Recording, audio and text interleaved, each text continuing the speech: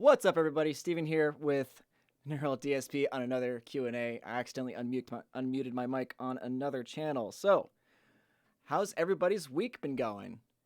Yeah, no, I got it squared away. Yeah, no, it's all good. I realized my mistake. Yeah. So how's everybody doing? What's up, Leon? So Leon's already asking general knowledge for those in the know, but what is the 7th string that's used most frequently in these videos, and has it been modified? So for the most part, I've been using this 8 string that's up on my wall. It's a Legator Ninja series. It's pretty cool. But I actually just recently got this 7-string comparison guitar, so I'm gonna be using that a lot more now. So that's gonna be pretty dope. But yeah, so either one of those two, and they haven't been modified. I mean, they're great products as is. So yeah, what's up, Ogokan? How you doing, my friend? Too low. Okay, let me see. Let me see if I can do this. Let's go ahead and bring my volume up just slightly. Check, check, check. Yeah. That should be a little bit better. So let's see. What's up, Carl? Modern Vintage, what's up? Leon, you have a kid, so no complaints. That's cool, man. How old's your kid? Vineeth, what's up, dude? Modern Vintage asks, I hear comparisons are like J Customs from the golden years. Can you speak on them, the feel, etc.?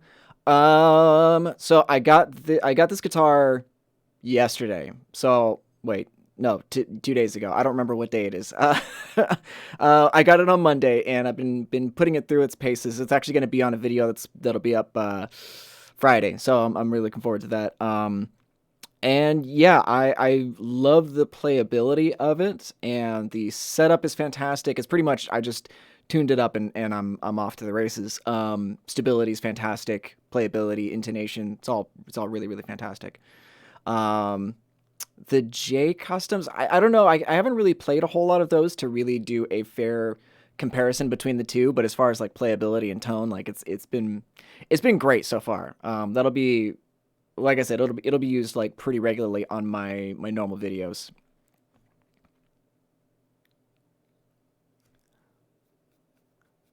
Oh, Leon says that says that his wife gave birth to a second child on Friday. Congratulations, man! That's awesome. You're a papa for the second time. Yeah, congratulations. That's really awesome. I'm sure you're probably not getting a whole lot of sleep, but that's comes with part of the territory, I hear.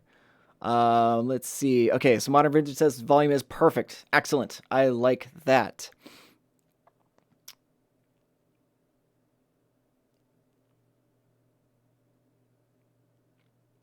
Let's see. So Ogokan says, and I apologize if I'm not pronouncing your name correctly. I'm almost positive I'm not.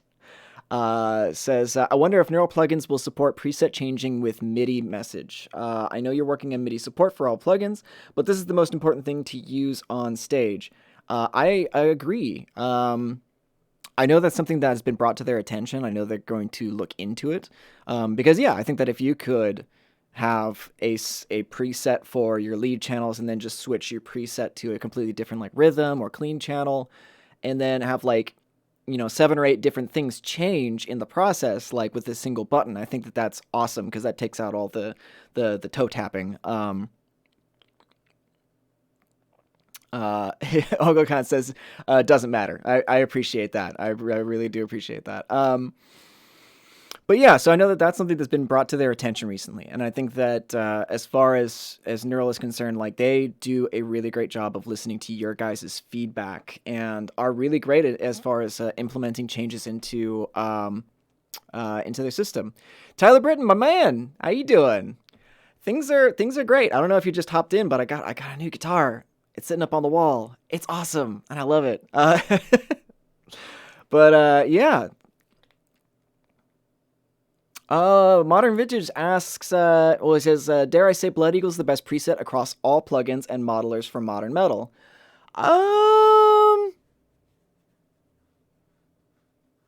Maybe? I think that the Blood Eagle preset is a great all around, uh, a great all around preset. I think that I think that it sounds really great overall. I tend to put it on and then make some very minor adjustments to it. But I don't think it's the best in every single situation. I mean, I think it was just like a couple of days ago, I threw on the Nameless on one of my tracks, and I was just like kind of reminded at how good the Nameless sounds. Especially when it came to, because I think I was checking a like a low 8 string style guitar, so it's like, you know, it's built for that, and it's just like I forgot how good that one actually sounds, because like, you know, this is like yeah, I got to fall in love with it again, because that was um yeah, that was the plugin that got me into neural DSP in the first place. Yeah, okay, so I'll show off the guitar for a minute. Yeah, hang on a second.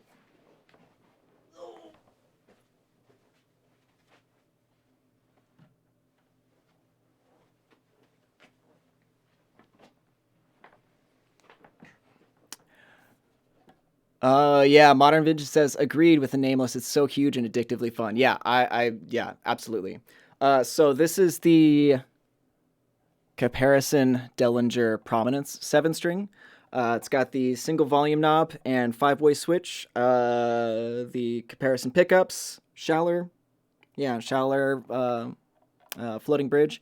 It's awesome. I don't know if you can see it very well, but this has the transparent red, so it's got like this like red top with the blue underneath. So like every time you'll see the light reflection, all of this is on the outer side. That blue, that's actually in the coating.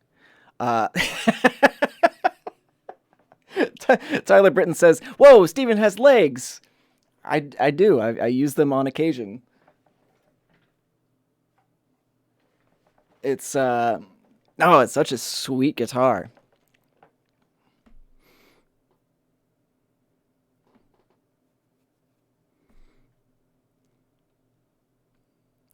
So Leon says, "Amen to that. Impressed with the Nolly. However, yeah, I have the Nameless now.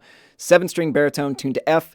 Yeah, absolutely. Yeah, if you're looking for that super low end, low tune guitar stuff, like the Nameless is. I mean, that was like I feel like that was almost the flagship. Like I feel that the Dark Glass uh, set the stage. Like it got into almost every bass player's folder that I know, and that set the stage for the Nameless to come in. Because because me as a guitar player, I wasn't like I was gonna get the Dark Glass at some point, but it wasn't like high on my priority list. But it set the stage because I had heard so many people talk about how good the Neural DSP plugins were, that when it came time for me to do, I think I was doing a test mix for a friend of mine, and he was like, "Dude, have you heard of the Nameless?" I'm like, "Yes, I have. I heard it's amazing," and he wanted to try using that on their mix. Sadly, I didn't get the mix, but that's alright. That's it. It actually worked out in my favor because yeah, I ended up working with Neural DSP instead of doing like mixing and stuff like that, full time, I suppose. But yeah. So where was I going with that? But yeah, so like the Nameless, I picked it up and I got the trial because I was gonna try it out, see how well it stacked up against some of the other amp sims that I had, and then I bought it like 15 minutes later. Like there was no hesitation, because even after I was done with the mix, the test mix, I knew I was gonna still use it for all of my own material for sure. But yeah, anyway, so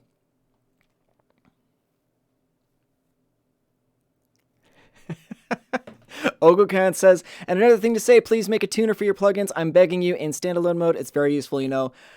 Yes, it is. And they have heard you, and I know that's something that they're working on. So be patient, and they will absolutely help out with that, because that's it's almost a no-brainer. But I mean, I know that they have people working on it. So yeah, they're gonna bringing that in pretty soon.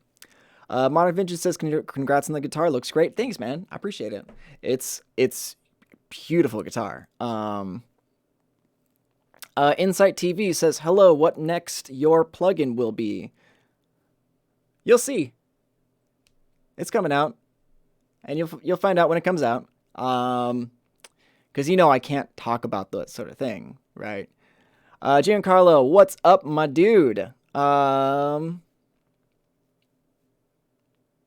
Tyler Britton says, looking forward to the next artist tone video. I really dig the ideas you and the Neural team come up with. Yeah, no, I mean it's been really great.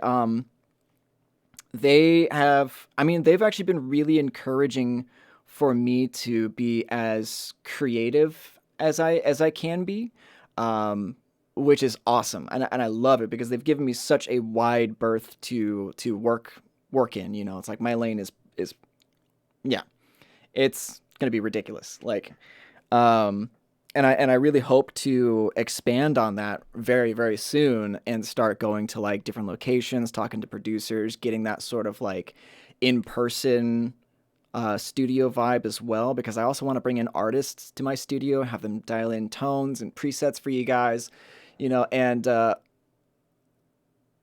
Oglejohn. Okay, so Oglejohn, yeah, okay, that's fine. Says that Oglejohn is a close enough pronunciation because I was pronouncing it Oglecan. So yeah, Oglejohn.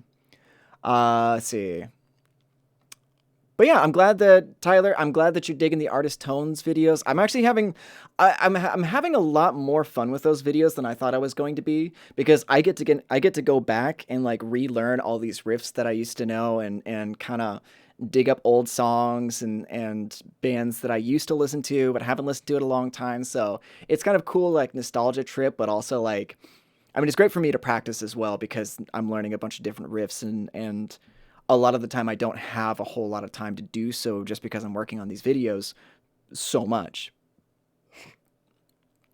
But no, I'm super glad that you dig the videos, and I mean it's great for me to like I love getting that feedback as well when I hear that you guys like something. It's like that cool.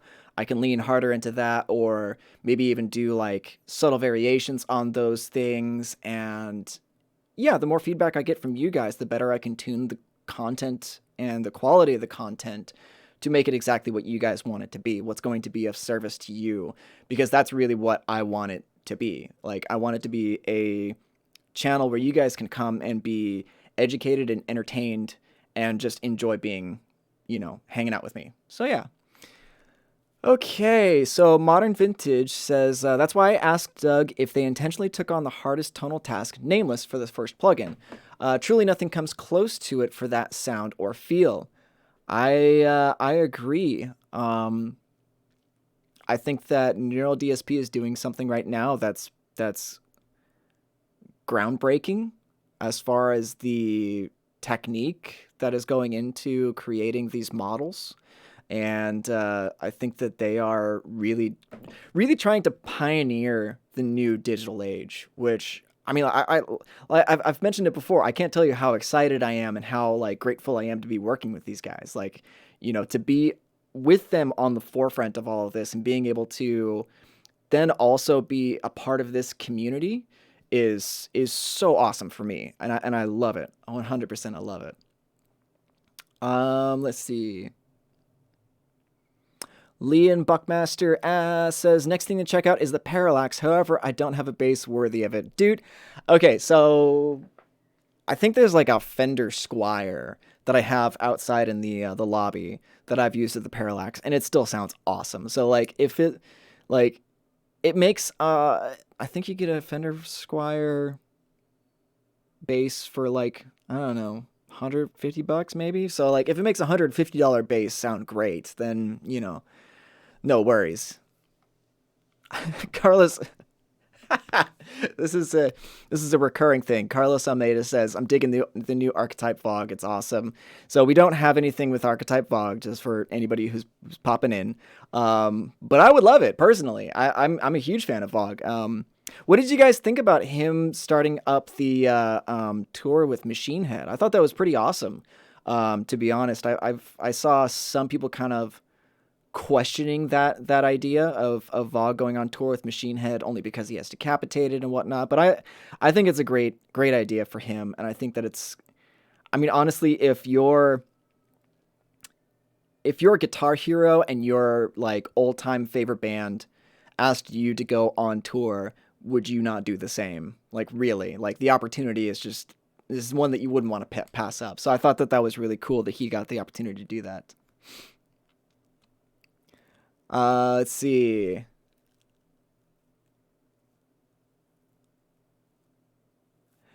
Modern Vintage says, it seems like once Neural has more plugins, we'll start to see prices and sales drop for modelers as more customers convert to plugins. Huge cost versus barely any for superior tone and portability. I agree. I absolutely agree. I see, like, you really only have to look at the like the Neural DSP like forum. Like, if you guys aren't in the Facebook group, go look up Neural DSP users group in Facebook and get in there, because we have a lot of people discussing a lot of things, a lot of passing information and presets and stuff like that. But getting to see so many people really like try and get the plugins to work for them live, it's been super cool to see, because I feel like that's kind of that's going to be the new frontier of live playing. It's like I can take my laptop and go and play live. All I need, like legitimately, if you have a good enough like PA system in the venue, all you need is your laptop and your interface, and that's it.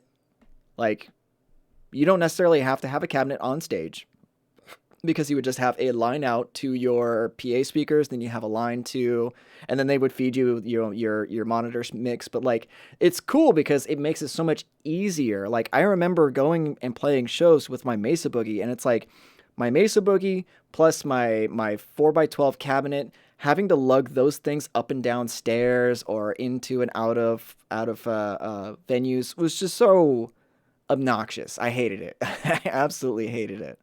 Um, but yeah, no, I think it's very, very cool that this is becoming more and more of a trend, and I'm really excited to see where that leads the market, because obviously the market is going to determine where everything is going to go.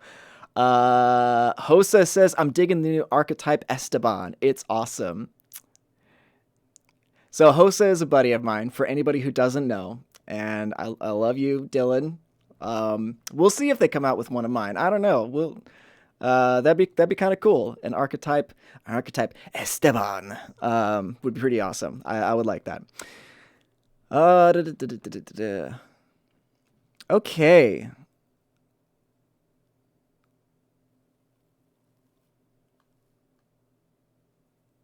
Yeah, Carlos Almeida. Demetrio, how you doing, dude? Vineeth says, Neural DSP versus UAD plugins. That would be a great video. You yeah, maybe I can look into it. I'm no problems. No promises. We'll see what that is, but I'll have to do some research into that. And Modern Vintage replies, Neural DSP all day.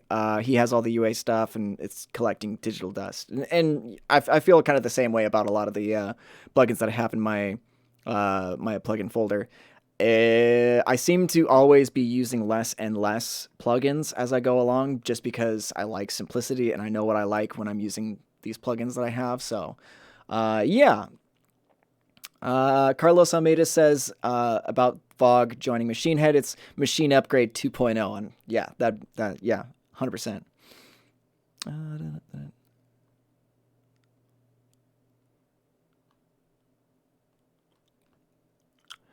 Okay, so Dimitro asks, what is the best method to align guitars when using several reamped tracks?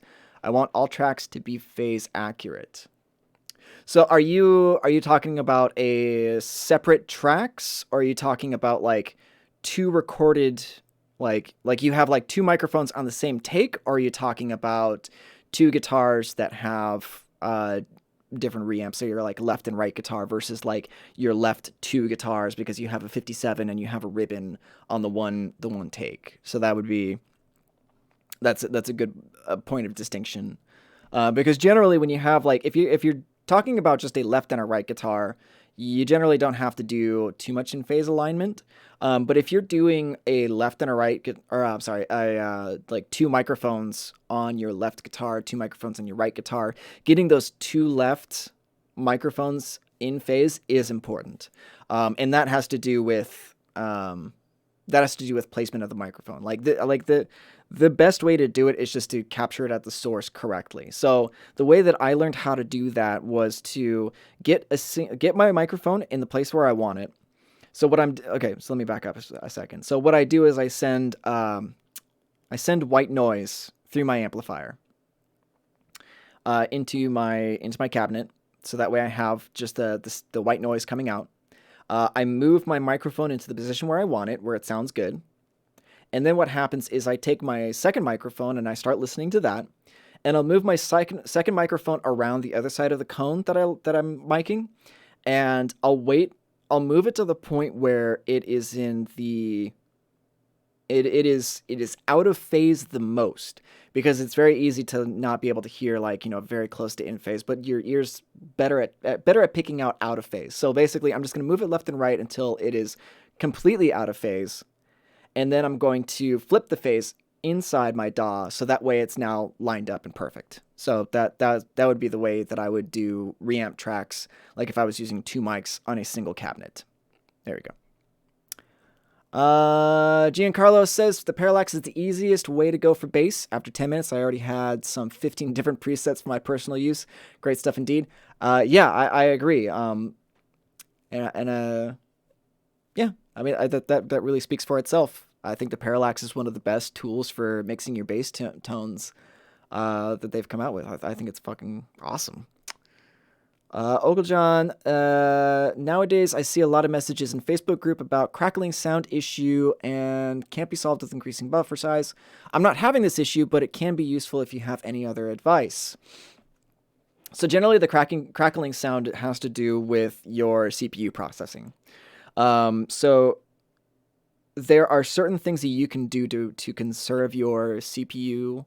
Like in Pro Tools, I can do freezing tracks, which means that it basically temporarily renders the whole track as is. So I can freeze the tracks and then work on the tone of the thing that I'm working on at that moment. So like, say I want to dial in like my lead guitar tone. I can freeze almost all of my other tracks, thereby taking my CPU usage down to its minimum. So I could just work on the lead. Then I'll freeze that, unfreeze the next thing that I want to work on, and go from there. Because the plugins do use some CPU power. I mean, like, just to be able to get the mathematical models and like the processing to render that sort of like tone that they want to make. Yeah, it requires some processing power. But I do have that video on conserving CPU power. So like, if you want to check that out, it's on the YouTube page. I go over having a stereo plugin on an aux, and then running your left and right guitars to that aux channel, so you're only using one instance of a plugin rather than two. And there's a couple other things. Yeah, buffer size. I don't know. For me also, like Windows has a tendency to run a lot of stuff in the background. So opening up if you're on Windows, like checking your task manager and making sure that there's no background processes going on that's taking up your CPU power, like that would also be a good thing to check. So,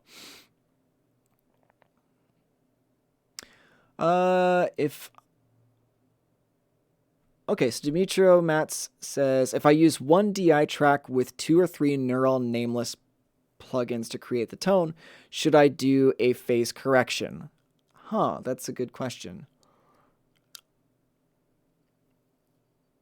That's a very good question.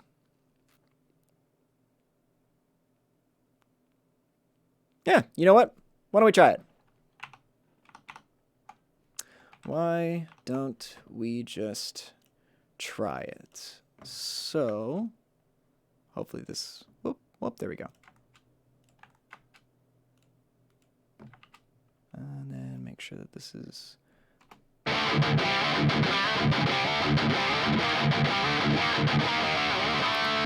okay. So you guys are actually getting a sneak peek right now.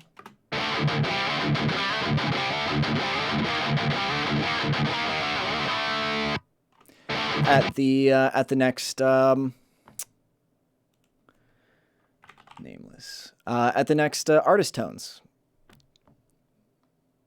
Let's see. Okay, so here, why don't we just do some experimentation? So I'm just going to go ahead and duplicate this track. So now I have 2 instances of Fortin Nameless, and I have a single guitar rhythm. All right, so let's go ahead and turn these down a little bit.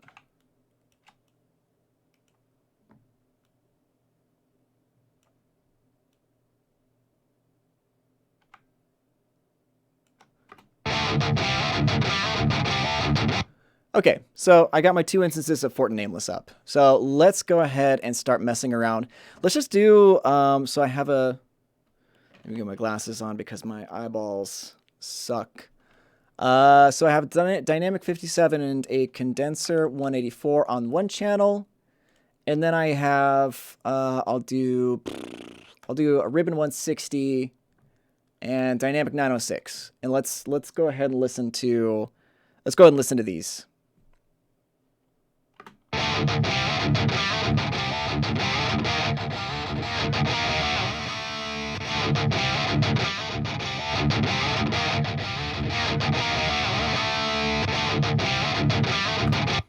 Actually, let's do this. Let's go ahead and add one at a time and see what happens that way. So let's start with the 906, get this one in the right place, and then we'll just move on left to right.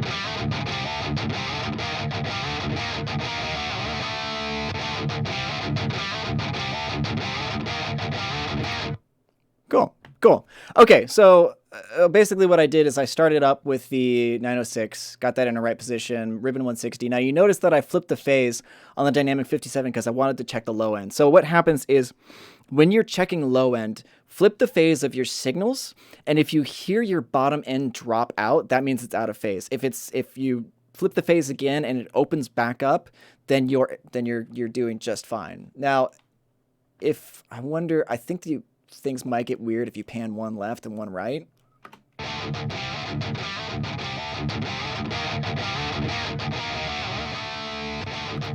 Yeah, so if you pan the same signal left and right, that things will get a little funky.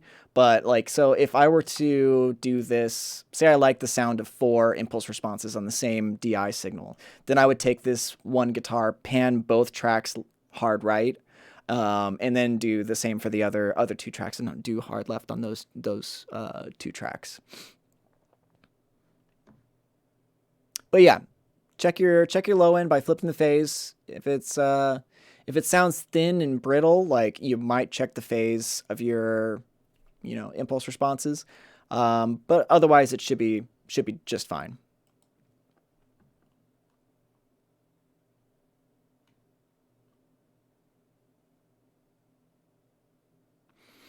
Insight TV says, I'm in love, BTW, with your Nolly and Pliny. They are the game changers. Thank you for this mini revolution in the market of virtual plugins. My support. Thanks, man. I appreciate it. I wish I could take more credit for it, but I can't. It's the dudes over at the over at the office that are doing so much work to get this stuff sounding really, really awesome for you guys. And it's very inspiring to watch them work, because I think that they're fantastic at what they do. But I know that they always appreciate, a lot of them actually watch these live streams, and again, like I said, like Neural likes to listen to their fan base essentially, and so like they're watching, and they're very appreciative of the support and the love. So all right. So Modern Vintage asks, what do you and the guys at Neural feel is missing or wrong with other plugins or modelers in the past and present?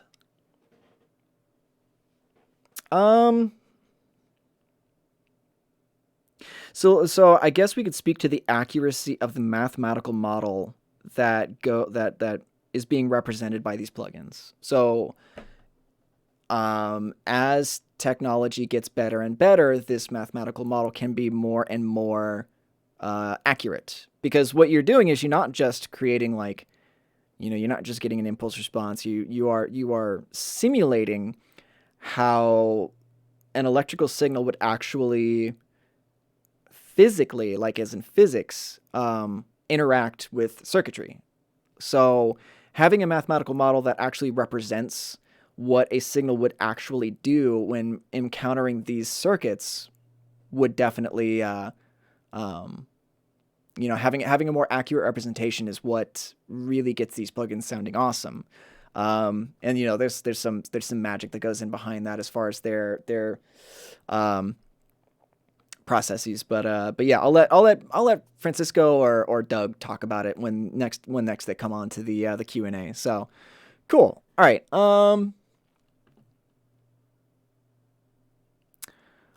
Shane asks, will Parallax get new distortion modes? I don't know. I think that would be really cool because they make it even more diverse. But I'm not 100% sure, actually, to be honest. I don't know if that's going to happen.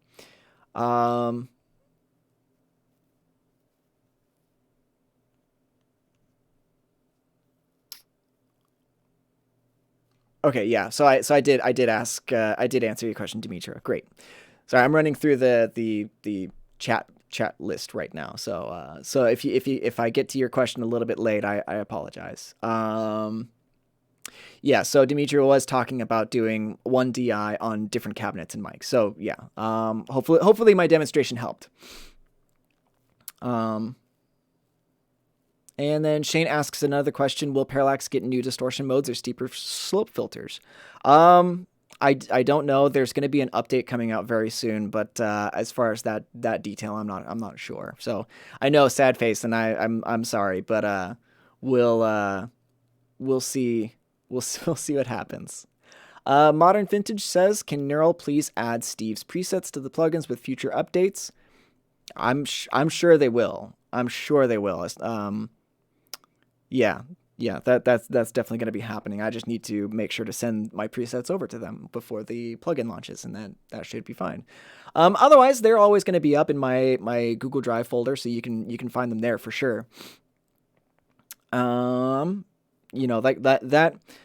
I think the reason why I like having that one in particular is that I'm constantly updating that as I go, because I keep coming back to some of these previous plugins, because I find like it's kind of cool because I get to go back and find like new cool things and new like ways to use these plugins that I don't think about at first, because like we have a set amount of time to come up with presets before the plugins launched.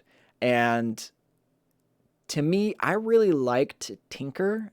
I like to sit and really work on stuff and like kind of experiment and play with these tones and knobs and dials and like just kind of like come up with stuff as I go. So I'll always update the Google Drive Google Drive folder so you guys can have some cool stuff as I work on things.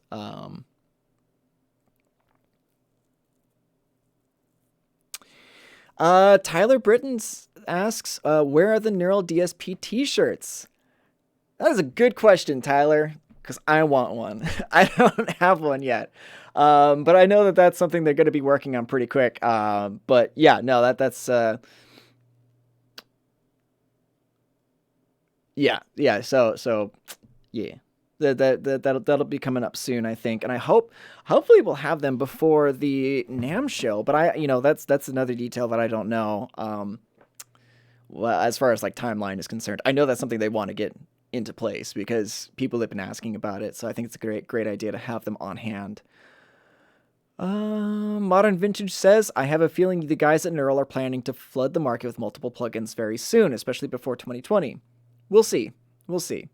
Um, yeah, and Modern Vintage is replying to Tyler as far as the shirts. He says, I mentioned this as well. Yep. Because, yeah, no, like I said, I want a shirt. I really, really want a shirt. I would love to have a shirt to wear in at least some of the videos, because I want to rep some bands and I want to do that sort of thing while I'm doing the videos. But having a Neural shirt would be really great, or even just like a banner somewhere that I can hang up, so that way it's a little bit more official, I guess. That'd be pretty awesome.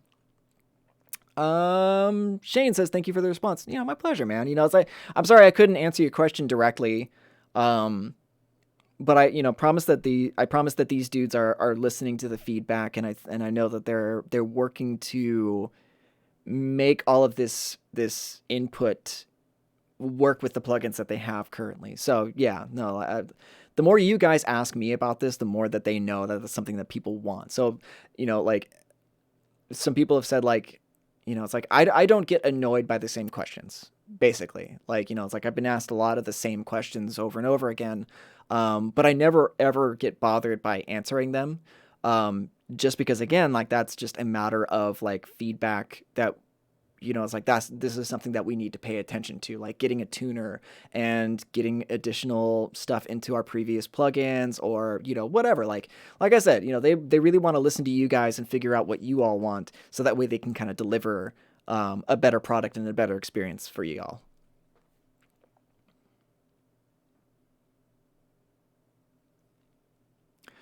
So Damien Binder asks, what input sample rate do you think is ideal when recording into amp sims? I've noticed an improvement in sound and especially in feel when setting it higher than 44.1. I'm currently testing 96. Um,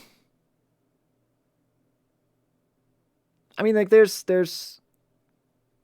I've never been a big, like, I've never been able to discern the difference as far as, like, if I listen to just if I just listened to a track that somebody sent me, I could not tell you what it was in. I couldn't tell you if it was 44.1. I couldn't tell if it was 48, 88, 96.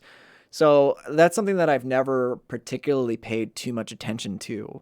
Um, I record generally in 48 or 44.1, just kind of depending on the project. And also because, and the like, this is a personal reason for doing that, is that it doesn't take up as much space, right? Um, because I do a lot of sessions through the week. I do a lot of projects and a lot of like recording. I have to maintain the amount of space on my external drives. So doing stuff at 96,000 yeah, 96 kilohertz, that will obviously take up way more space, because that's a more detailed recording for sure. But yeah, I mean, like, personal preference for sure. I know some people do it at 44.1. I know some people do it at 96 or 192, whatever. So like, it's up to personal preference. But I personally have never really paid too much attention to it, because as long as the song emotionally connects with the people that are listening to it, I don't particularly care too much about everything else. So that's just my take on it, though. Okay, so Vineeth says, found a small bug with Archetype Pliny while working with RME Fireface UCX, where one of the inputs doesn't show up in standalone mode. So take that information, send it to support@neuraldsp.com, and they'll note that. And I appreciate you bringing that up to us.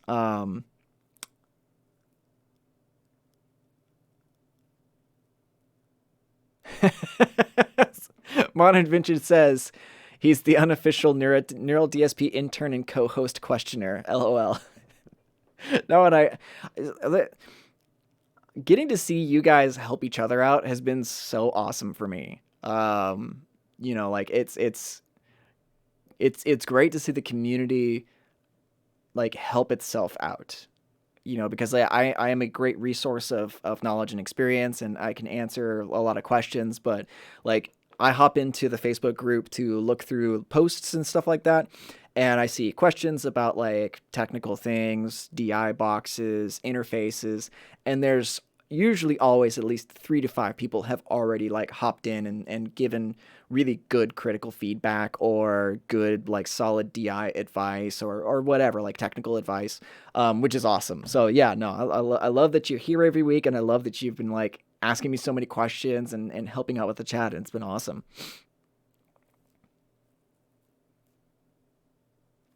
Okay, so Thomas Jamet asks how to connect external pedals like Strymons to a plugin such as Archetype.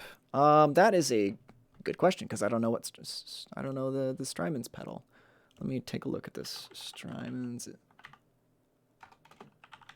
pedals.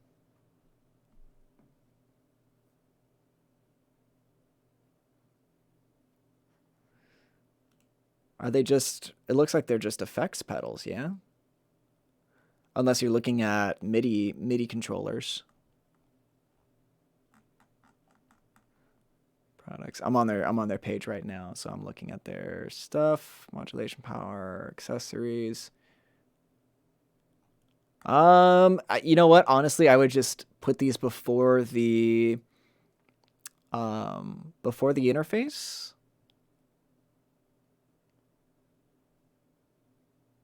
Yeah, I would put these before the interface, so that way you're going through your DI, I guess. I mean, I'm sure there's probably additional things that you can do to your signal, like if you use like an outs or whatever. Um, but yeah, no, I think that's something that I actually want to address in a video, is how best to integrate pedals into your workflow, because I think that would be really interesting. You know what? And even like doing that, it might be kind of cool to have maybe like an effects loop kind of situation on your external. Yeah, no, actually. Okay, so Thomas, I'm going to look into this and I'm going to figure it out and I'll do a video on it. How's that sound? So, all right. Leon Buckmaster asks, "What's your opinion of Mick Gordon's work on the Doom soundtrack? Is production and guitar tone, his guitar production and his production and guitar tone, etc." I love Mick Gordon stuff. Okay, so like the Doom soundtrack and the Wolfenstein soundtrack are like my workout soundtracks. Like I use those whenever I go to the gym and I need to lift anything like heavy. I go with Doom. Like the BFG division is like my hype song for sure. Um, and okay, so if you check out like the Four Stylists of Metal with Nolly video, there's actually an ode to an homage to Mick Gordon's BFG division. So yeah, if you check that out, it's there. I think it's pretty cool. But yeah, I love his stuff. I think that he's a master of layering, and I think that and dynamics. Like it's yeah, I take a lot of influence from him. I've been listening to him a lot recently. Even some of his like more acoustic stuff I really really dig, because I think that he makes such good like soundscapes with his music. Yeah, yeah. So I think it's awesome. Um,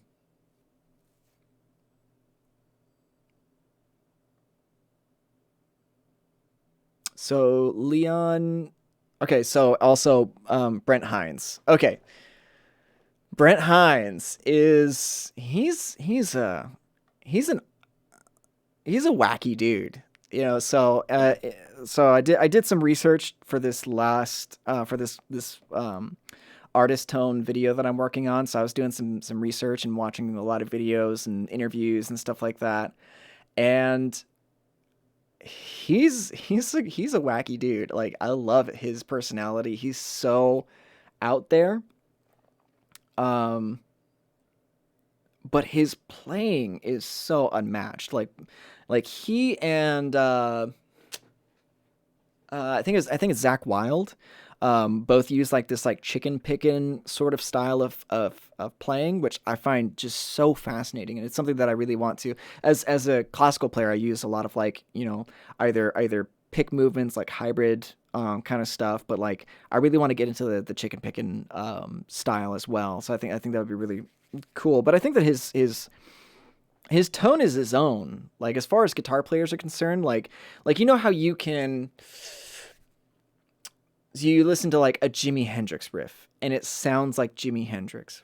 And then, you listen to Pantera and it sounds like Pantera because like these guitar players have a personality to their tone. I feel like Brent Hines has that same kind of thing where he really like has a personality to his tone and his riffs. I think it's very, very cool.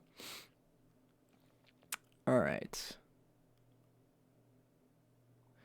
So Modern Vintage says he found using pedals in front of a modeler was great, but really doesn't have really no need with the neural. All in the box seems optimal in every way. Um, yeah, I mean I like so I just recently got this Behringer MIDI controller.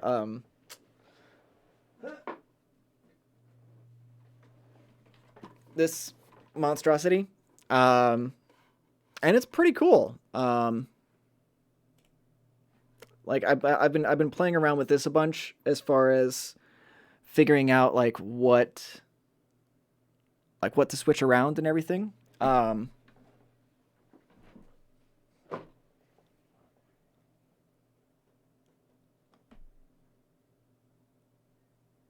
Thomas, it is clear. So he says I don't know if it's clear, but yes, he has Strymon pedals, delay and reverb in his Diesel FX loop, and considered to replace his Diesel with neural DSP plugins.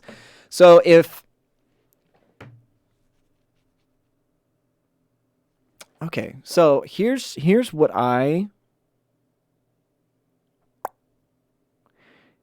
you would have to have an interface that doesn't color the signal a whole lot. So something like a Scarlett would be cool. Um,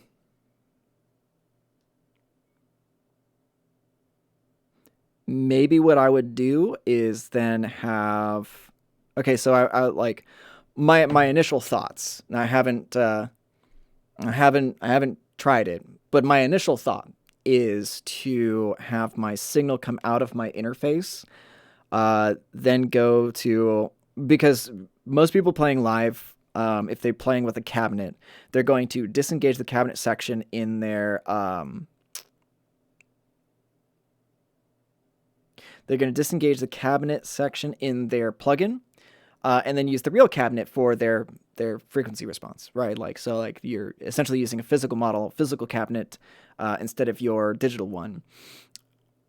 I would probably put my delay and reverb between my interface and my cabinet just so you don't have to worry about getting that like super saturation from having a delay and reverb before your plugin because your effects loop usually comes in between the preamp stage and the power amp stage. But since this is digital and you have um oh wait. Oh no. Yeah. Okay. Um, Sorry, I'm kind of working this out as I'm thinking, and I need more coffee for this moment. So I'll do my best. So I would go. So in my case, I'm using my Scarlett 6i6. So I have my signal coming out of this to the effects return on my solid state microtubes. So I'm using the power amp section of that. So I would have my pedals in between my interface and my effects return of the solid state amp, because that way you have the amplification of the amplification of the signal after the reverb and delay. Um, yeah, I think that's what I would do. like I said, I'm kind of working this out as I'm thinking, but yeah, I would do that before the power amp of my solid state amp and after my interface.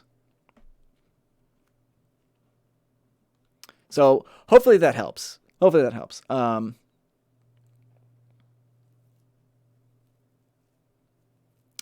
Let's see.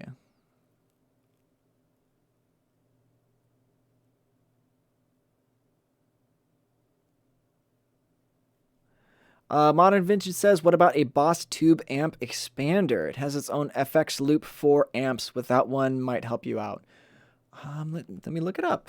Boss Tube amp expander.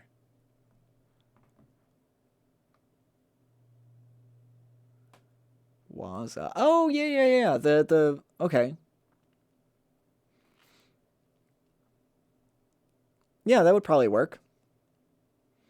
Like I said, like there's not any one specific way that you can do this as long as you have a clean power amp section um to boost your signal. You're pretty good. You're pretty much set. I think some people are using like a Seymour Duncan or what they call it, Power Stage 170 for their power amp section. So I think that there's not exactly like a right or a wrong way to do that, but I would definitely do some experimentations and kind of figure that out. So cool. All right, it's 1:56. So I'm going to go ahead and start putting out for last questions and see, so we can start wrapping this up and I can go eat some food. All right.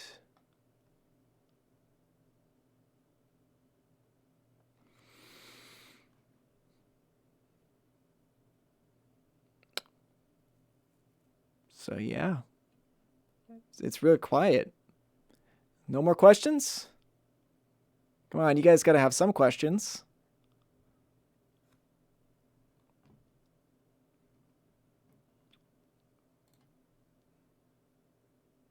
All right. So, let's see.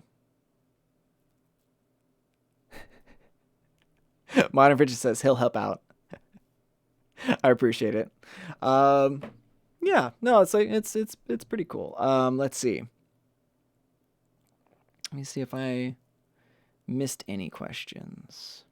I think it's interesting that you like using the. I haven't actually tried Strymon's pedals, but I've heard that they're pretty good quality. But I think that would be worth a shot having that in between your interface and the power amp section. I think that would be pretty cool to experiment with, and I'll try that out on my end as well because I do have a couple of things I want to try and mess with. Vineeth asks, what studio monitors do I use? I use JBL LSR 308s right now. I'm looking to upgrade pretty soon. I'm hoping to get maybe like, I don't know, a pair of Gentle X or something like that. But we'll see. We'll see what happens with that. But as far as like consumer grade, monitors, like these have been actually like pretty useful. Like this is what I learned. These are what I learned on essentially. This, and I have the 10-inch sub from JBL as well. But yeah, so like I'm looking to bump up because there are deficiencies with this one these ones that I don't like, because I've had the time to go through roll through like other people's studios and listen to their monitors, and there's a couple of things that I don't like about this particular set because they don't represent tone as much as I want. Like, the SonarWorks correction software has been a real godsend for me. But like, yeah, I'm just looking to get something that's a bit more accurate. So, but for the time being, and like, if you're looking to get something that's like entry level to like mid tier, like the JBLs are great, and for not a ton of money as well. So Modern Vintage asks, I used to use UA plugins to enhance amp or even modeler tones. Do you find the need to add things on top of the plugin tone? Rarely. I might use a Shep's plugin to sweeten the tone, maybe brighten it up just a little bit. But as far as like the Shane's listening while he's at work. Nice, dude. Awesome. I appreciate you coming in, man. That's really cool that you're hanging out with us. Um, so I typically don't have to do a lot. If there's anything that I need to do, I might have to scoop a little bit of 150 hertz to 120 hertz, give or take. Basically, it's that area that the bass kind of lives, where if you have too much rumble in the low end of your guitars, it starts to mess with the low end of the bass. So I might scoop a little bit of that out, and I might brighten up the tone just a little bit with a high shelf. So. But typically, I don't have to do much. Like, I think that's one of the best things about these plugins is that they are, mix ready, or at least like very, very closely mix ready. So I really love them. Okay, so Olgojan says, I always record 2 left and 2 right guitars, but I do need to add a dirty, compressed, almost useless guitar tone like parallel compression and drum track to fill the bass and guitar sound. Huh. I mean, if that's the case, you might be taking too much out of your bass, because your bass and your guitar should be locked in, so that way that's not necessary. Um, and it kind of depends on what processing you're putting on your bass and your guitars. But something that I've actually been kind of messing around with recently is actually sending, like, so you have your low end of your bass, compress that and make it clean and everything like that, and then send the top end of your signal out to the same amps that you're using for your guitars. So if I'm using archetype Nolly, I'm going to send the top end of my bass to an archetype Nolly that's dialed in almost exactly the same, and it actually sounds really dope. Um, I and I Yeah, I might even do a video on it actually. Maybe another Minute Mix Monday. Split your bass and send it to a guitar amp, something like that. Maybe do some comparisons or something like that. It would be really cool. So, yeah. All right.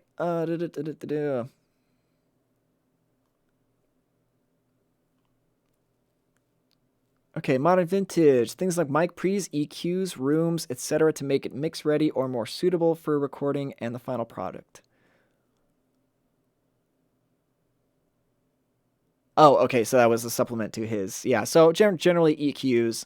And it kind of depends on the tone I'm going for as well, because there's, like, I love the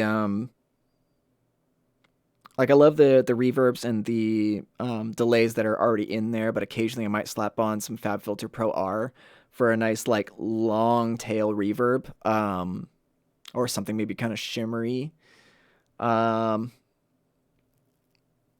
let's see. Yeah, no, that's pretty much it. Um, yeah, okay, cool. So let's go ahead and start wrapping this up. Leon says, thanks for your time, buddy. Lowest tuning you've had an 8-string at. So I've done drop E on my 8-string, because drop E sort of made the entire guitar a little bit more easier to kind of visualize, because if you're like, it's E, B, E, A, D, G, B, E. So it was a little bit easier to have that low E and make everything kind of still be in relative, like, pattern positions and everything like that still makes sense in my head as I was playing it. So yeah, Host is working while he's doing this, but this is also kind of Host's work, so it's cool. Let's see. And Vineeth says balancing bass and kick video is awesome. No, I appreciate that, man. Like, there's like, I like bringing things back to the basics, and I like reminding people. Hosta says hashtag I am work. I know you are, bruh. I know you are. Bringing things back to basics, because I think that we can. I know I do get caught up in the plugin mania, like getting a new thing and then like, have to put it on every single track, and then like, oh, compression, oh, side chaining compression, or side chaining, like, dynamic EQs and expansion and gates, and like, when really, like, you should be able to get a great sounding mix just by having like a singular EQ on every track, adjusting the volumes and just getting a nice balance and just taking out some frequencies that you don't like. So like, every once in a while, I even have to remind myself, like, simplify it. Don't overcook your signal. Just take it step by step, get everything leveled first, put on EQs, and just go for the frequencies that you're not digging, and then like go from there. So like, I appreciate that you say that. It's cool to hear that. And with that, I'm gonna go ahead and call it a day. So I want to thank you guys for coming out for another Q&A, and I hope you all have a fantastic week. And we'll see you next time.